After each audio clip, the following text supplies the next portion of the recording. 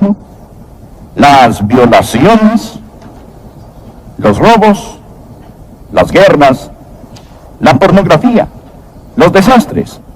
Y cuando lee todo esto, usted nunca ve la palabra pecado. La vida es corta. La muerte es segura. El pecado es la maldición. Y Cristo es la cura. ¿Dónde está la cura? En la cruz del Señor Jesucristo. Por favor, escuche. Porque también Cristo padeció una sola vez por los pecados. ¿Y por qué la cruz? Cristo padeció una sola vez por los pecados, el justo, por los injustos, para llevarnos a Dios. ¿No es este un maravilloso versículo? Un maravilloso versículo. Hay suficiente dinamita del Evangelio en solo este para dinamitar el pecado, el odio, el dolor, la enfermedad de la vida de cualquier persona. Pero la dinamita debe ser encendida por la chispa de la fe. Deseo que hoy aprendamos exactamente cómo perdona Dios el pecado. Cómo Dios se encarga del pecado. Suponga que alguien viene y le da un puñetazo en la nariz.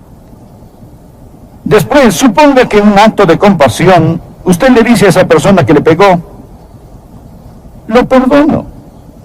Suponga que esa persona le contesta, oh no, no hay necesidad de que me perdone, yo ya me he perdonado. Luego suponga que otra persona que presenció todo les dice, oh, ninguno de ustedes necesita preocuparse, yo ya los perdoné a ambos. Mas fue usted el que recibió el puñetazo en la nariz. Amigos, escuchen. Solo la persona que recibió el golpe puede perdonar. Entienda que el pecado es poner nuestro puño en el rostro de Dios. Y solo Dios puede perdonar el pecado. Abandone todas esas fábulas psicológicas que dicen que necesitamos perdonarnos a nosotros mismos y afirmarnos los unos a los otros. Existe un Dios santo. Dios es un Dios santo. Y el pecado es un ultraje, un reproche, una rebelión contra un Dios santo. El pecado no quedará impune sin castigo. Lo hemos mencionado una y otra vez. El texto de hoy indica tres maravillosas verdades sobre cómo Dios perdona el pecado y sobre cómo se hace cargo Dios del pecado. La primera verdad que deseo que veamos al estudiar nuestro texto, Primera de Pedro capítulo 3, versículo 18, es el sufrimiento vicario de la cruz. ¿Lo anotó? El sufrimiento vicario de la cruz. La palabra vicario significa en lugar de otro. Significa suplente, sustituto. Miremoslo. Porque también Cristo padeció una sola vez por los pecados, el justo por los injustos. Es decir, Jesús, quien es justo, quien nunca pecó, nacido de la Virgen, el sin mancha, sin pecado, Hijo de Dios, el justo, murió por los injustos. Habla de usted y de mí. Somos los pecadores. Él llegó a ser nuestro sustituto. A lo largo de la Biblia, Dios enseña la lección de la sustitución. Por el tiempo de Cristo, los sacerdotes y los levitas ya habían instituido un rango especial de pastores para criar corderos muy especiales. Los de la Pascua eran los mejores, los más finos, y se les criaba en Belén. En la semana de la Pascua, esos corderos salían de los campos de Booz en Belén, subían el monte del templo y entraban por la puerta de las ovejas para ser examinado por el sumo sacerdote, los levitas y por los otros sacerdotes. El mismo día, bajando el monte de los olivos, cabalgando sobre una asna, venía el Señor Jesucristo, el Cordero de Dios, quien luego subió el monte Moria. El mismo día, los corderos y el Cordero de Dios entraban a la ciudad. El domingo de Palmas, la Pascua, el mismo día. ese mismo día, hace tanto tiempo. Luego, llegó el día cuando el Cordero de la Pascua debía ser sacrificado. A las 3 de la tarde, el sacerdote levantaba la barbilla de ese corderito sin defecto y tomando sus filosos y mortales cuchillos, le cortaba la garganta al corderito. Al mismo tiempo que esto sucedía, sobre el cruel monte Gólgota, el Cordero de Dios vertía su preciosa sangre real, roja como los rubíes, por los pecados de la humanidad. Y Jesús dijo sobre la cruz: consumado es. Está terminado. La deuda está pagada totalmente. Y sacerdotes ya pueden irse a sus casas. Levitas pueden bajar sus cuchillos. Pastores, su trabajo ha terminado, porque está hecho. Amén. Está terminado. Consumado es. Aleluya. Jesús, el Cordero de Dios, murió sobre la cruz. El propósito de la cruz es la sustitución. Y la Pascua nos lo ha mostrado en una forma muy clara y sencilla. Tenemos el sufrimiento corporal del Señor Jesús. Azotaron al Señor Jesús. Los romanos sabían cómo azotar. Ataban las manos de la víctima y la levantaban a que estuviera de puntillas para aumentar el dolor y para que la espalda quedara lisa como la seda. El instrumento de azote era un látigo con un robusto mango y con correas de cuero. Al final de las correas de cuero habían unos pedacitos de hueso, metal y vidrio ingeniosamente atados. Usaban a 2 azotadores, 2 verdugos. Y al ser estirado el cuerpo de la víctima, uno de los verdugos comenzaba en la nuca y descendía. El otro empezaba en los tobillos y ascendía. En equipo, estos 2 verdugos despellejaban a esa persona, parada y estirada de puntillas. Al enroscarse el látigo alrededor del cuerpo, desprendía un pedazo de carne cada vez que lo jalaban.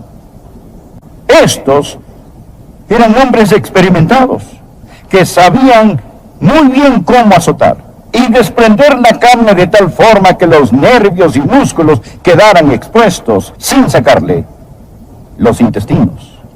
Al soltar a la víctima después de ser azotada, esta caía postrada en el suelo. Los hombres no salían caminando, salían gateando. Por ello la Biblia dice que llevaron a Jesús atado y le entregaron a Pilato. ¿Por qué lo llevaron? Porque estaba demasiado débil para caminar. Por eso después Jesús se tropezaba y caía y no podía cargar la cruz. El abuso físico del Señor Jesucristo. Ellos lo golpearon con sus puños. Luego le dieron una paliza con palos. Por último lo sacaron para la verdadera crucifixión. ¿Conoce usted el por qué los romanos usaban la crucifixión? ¿Sabe por qué usaban la cruz? Hablemos de crueles castigos. La crucifixión tenía como fin el ser cruel. La crucifixión tenía como fin el ser inusual. La crucifixión tenía como fin el inspirar puro terror. Cualquiera que veía una crucifixión decía: sea lo que sea que ocasione tal castigo, yo no lo haré. Romanos, haré lo que me ordenen, pero no me crucifiquen. De esto se trataba la crucifixión. De esto se trataba la crucifixión.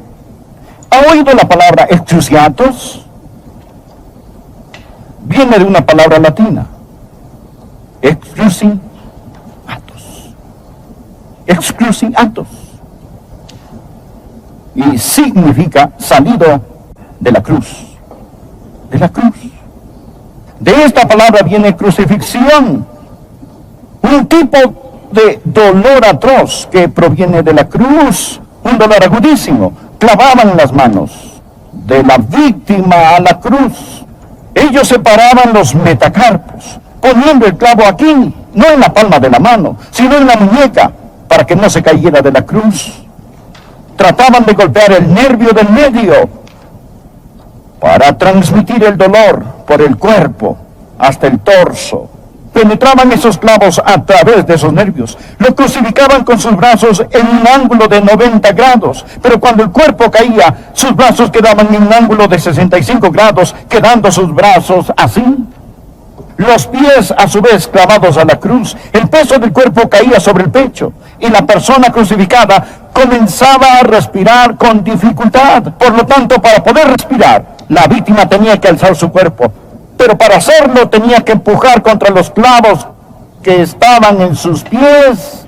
La persona se encontraba entre la lucha por respirar y el agobiante dolor. Ahí hacía. Y las náuseas, trauma. Y hay un intenso dolor en cada nervio, convertido en un conducto para tal tormento. El individuo permanecía allí un agonizante largo tiempo hasta morir de una muerte atroz, atroz. Hubo la agonía física de la cruz. Hubo la agonía emocional, el sufrimiento emocional de la cruz, como predicamos la semana pasada. No solo Jesucristo bebió la copa, la contaminación del pecado, sino también llevó la corona, el castigo del pecado. Por ello, la copa y la corona nos hablan de la cruz, de Jesús bebiendo la contaminación y recibiendo el castigo. No es el que haya pecado, recuerde, el justo por los injustos, mas Él pagó el precio. ¿Y cuál era el precio? El estar separado del Dios omnipotente, omnipotente. No solo Dios el Padre se separó de su Hijo amado, sino que también en ese momento el Señor Jesús se convirtió en el objeto detestado por el Padre. Y Dios el Padre tuvo que mirarlo como mira a un pecador y tratarlo como trataría a un pecador. ¿Comprende ahora el texto de Pedro? También Cristo padeció una sola vez por los pecados, el justo por los injustos.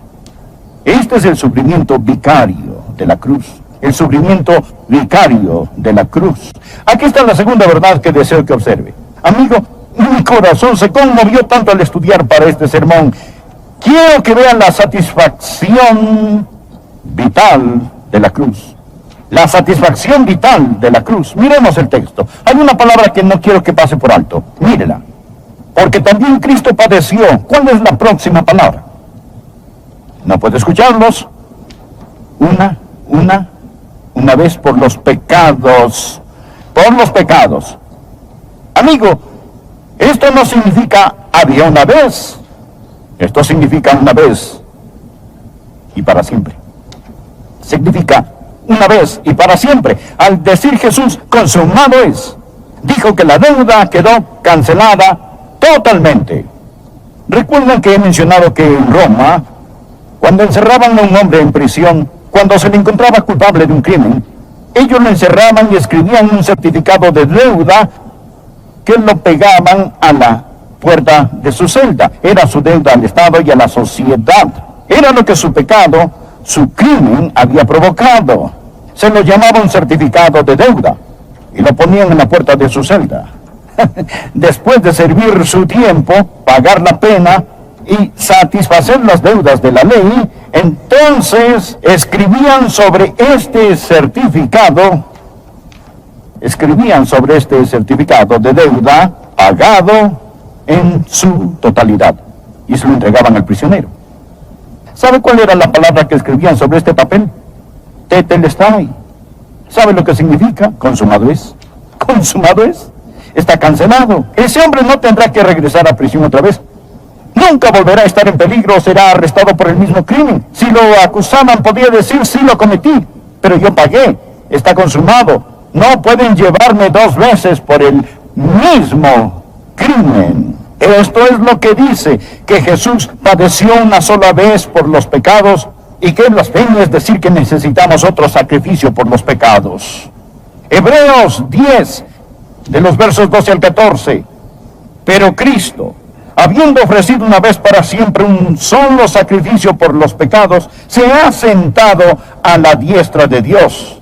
de ahí en adelante esperando hasta que sus enemigos sean puestos por estrado de sus pies. Escuchen esto, porque por una sola ofrenda hizo perfectos para siempre a los santificados. Aleluya. Este es el porqué de la seguridad eterna. Sabía que si pudiera perder la salvación después de haberse salvado, lo cual no es posible, pero supongamos que pudiera perder su salvación. Para que pudiera salvarse nuevamente, Jesús tendría que morir otra vez. Verá, cuando Jesús murió, fue solo válido para una salvación. Porque con una sola ofrenda hizo perfectos para siempre a los santificados. Jesús dijo, consumado es, cancelado, pagado totalmente. No hay nada que se pueda hacer ni que necesite hacer. Existe el sufrimiento vicario de la cruz, la satisfacción vital de la cruz. La Biblia dice en Isaías 53:11 que Dios el Padre verá el fruto de la aflicción de su alma y quedará satisfecho.